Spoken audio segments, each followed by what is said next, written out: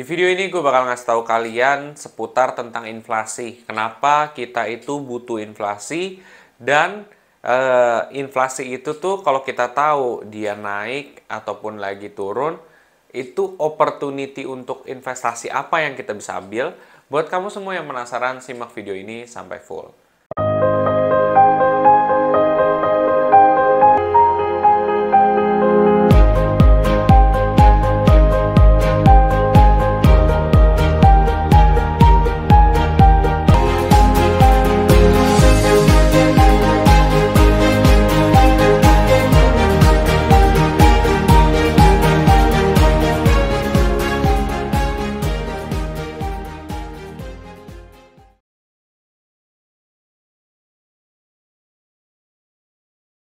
Jadi soal inflasi ya.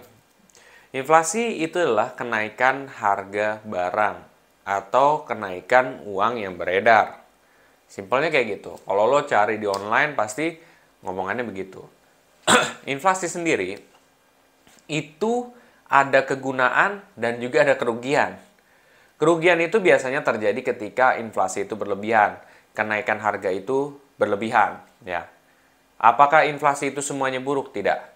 Misalkan, kalau kalian jual rumah atau kalian jual barang, karena adanya inflasi, harga barang tersebut suatu hari nanti itu bisa naik. Misalkan rumah, ya. Rumah tahun ini berapa ratus juta, ternyata 3 tahun kemudian jadi miliaran. Nah, itu, aduh, alhamdulillahirobbilalamin. Sorry guys. Itu dikarenakan adanya inflasi, yaitu kenaikan harga barang atau kenaikan harga secara rata-rata gitu ya. Jadi inflasi itu sebenarnya ada gunanya gitu. Jadi jangan kalian pikir, wah inflasi pasti buruk. Enggak gitu. Ya justru karena dengan adanya itu ekonomi bisa tumbuh. Tapi kalau kenaikan harga tersebut berlebihan, ya, berlebihan sehingga si orang atau masyarakat itu tidak mampu untuk mengikuti kenaikan harga tersebut, akhirnya jadi buruk. Makanya itu tetap harus dijaga di level yang teraman lah gitu. Setiap negara tuh beda-beda. Misalkan nggak mungkin juga kan, wah gue naikin harganya, kenaikan harganya tuh bisa sampai 7% lebih secara rata-rata. Nah sedangkan kemampuan masyarakat tuh paling naik cuman di 3% atau 2,8%, itu udah kemampuan masyarakat tuh. Nah terus naiknya kegedean, nah itu kan rugi juga gitu. Sama kayak lu ngejual barang nih, harga barang itu tuh udah kemahalan banget, lu nggak mampu untuk beli, kan nggak mungkin lu beli. Kalau misalkan harganya naiknya cuman berapa, ya nggak apa-apa lah gitu. Ya kayak gitu, itu inflasi konsepnya kayak gitu. Nah, kalau inflasinya itu turun drastis sampai yang benar-benar kekecilan, itu pun juga salah. Itu sama kayak misalkan konteksnya ketika Covid awal ya. Ekonomi mati ya kan, banyak orang yang dipecat, banyak orang yang dirumahkan lah ya istilahnya. Nah, itu akibat dari inflasi yang turun. Jadi inflasi kekecilan juga jelek. Artinya pertumbuhan ekonominya juga jelek gitu loh. Iya dong, karena uang yang bergerak itu sedikit, uang yang beredar di masyarakat sedikit. Dikarenakan banyak orang yang dipecat, bisnis juga nggak jalan, dikarenakan kemampuan masyarakat juga nggak bagus untuk membayar. Jadi indikasi dari inflasi kekecilan itu adalah bukan kalian tidak mampu untuk mengikuti kenaikan harga barang, tapi kalian tidak mampu karena bisa jadi kalian nggak punya pekerjaan. Kalian itu nggak dipecat dari pekerjaan. Jadi emang dasarnya emang lu tiba-tiba keadaan lu berubah dan lu nggak mampu gitu. Itu adalah inflasi kalau kerendahan. Kalau inflasi ketinggian adalah ya lu sebenarnya kalau hidupnya segitu-gitu aja, lu masih bisa ngikutin gitu loh. Lu masih ada pekerjaan, cuman emang kebetulan harganya lagi naik aja. Terus jadinya lu nggak bisa, ya apa ya, mungkin nggak mampu untuk beli tersebut. Kalau yang inflasi kerendahan, itu kan case-nya beda. Lu emang bener-bener nggak ada duit karena lu nggak kerja, lu nggak ini. Ya kan, banyak orang yang nggak kerja, ekonominya jadi macet, jadi mati. Nah, itu kan awal Covid tuh kayak begitu. Akhirnya pemerintah menggelontorkan segala cara supaya bisa bisnis itu jalan dengan adanya pelonggaran lah, dari jam berapa sampai jam berapa bisnis itu biar tetap masih bisa berjalan walaupun keuntungannya minus dan lain sebagainya. Itu tuh supaya apa? Supaya ekonominya tumbuh. Karena inflasi itu tidak akan naik kalau ekonomi itu tidak tumbuh, guys. Ya, inflasi itu akan naik ketika ekonomi kita tuh tumbuhnya gede gitu. Seperti itu. Jadi itu adalah efeknya.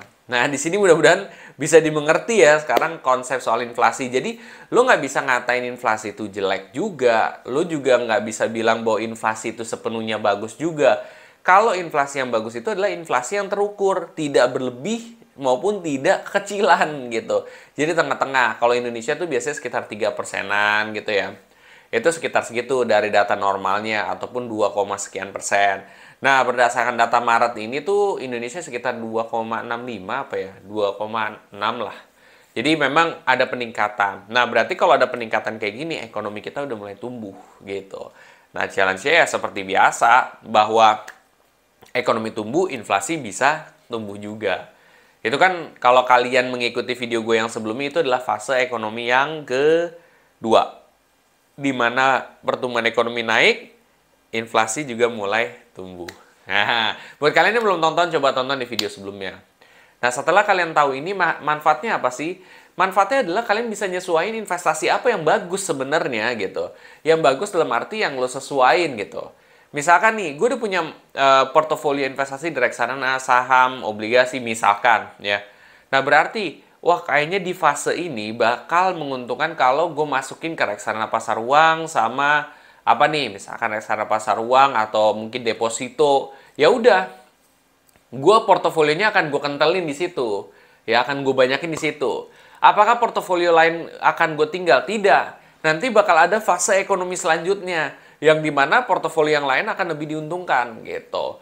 Kayak misalkan waktu seret-seretnya banget itu obligasi lebih bagus gitu loh. Reksadana obligasi lebih perform bagus ketika ekonominya turun, terus juga inflasinya turun, itu tuh tentunya obligasi akan naik. Karena kan ketika inflasinya turun, suku bunga juga diturunin. Kenapa suku bunga diturunin? Nah, ini pelan-pelan ya.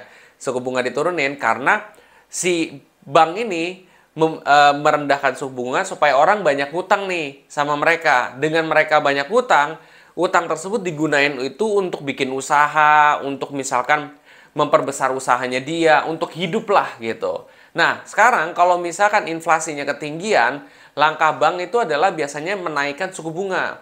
Menaikkan suku bunga supaya orang lebih pilih dibandingkan gue ngeredit, gue lebih baik nabung di bank. Nah, ketika banyak uang yang nabung di bank, inflasi biasanya perlahan akan stabil ataupun akan turun. Itu ya. Gue harap gue ngobrolin ini dengan sesimpel mungkin. Karena gue coba untuk bikin materi ini tuh sesimpel mungkin. Bisa diterima dengan orang yang mungkin masih pemula banget. Orang yang mungkin nggak yang edukasinya gimana-gimana, yang terlalu berlebihan gitu. Jadi bisa down to earth lah gitu. Itu sih yang susahnya. Tapi lo harus cari opportunity gitu loh. Kayak misalkan inflasi lagi turun, ini lagi turun. Oh, berarti reksadana obligasi lagi bagus nih. Nah, kalau misalkan di fase ekonomi yang udah berlebih, ya kan? Nah, misalkan inflasinya udah mulai naik, oh berarti suku bunga nih suatu hari nanti akan naik nih. Ketika suku bunga naik, berarti suku bunga deposito akan naik. Jadi kalau kita naruh di deposito, biasanya hasilnya akan lebih gede. Kedua, misalkan reksadana pasar uang berarti lagi perform bagus nih, karena reksadana pasar uang mayoritas tuh isinya adalah deposito misalkan. Kayak gitu, lo coba cari spot-spot itu.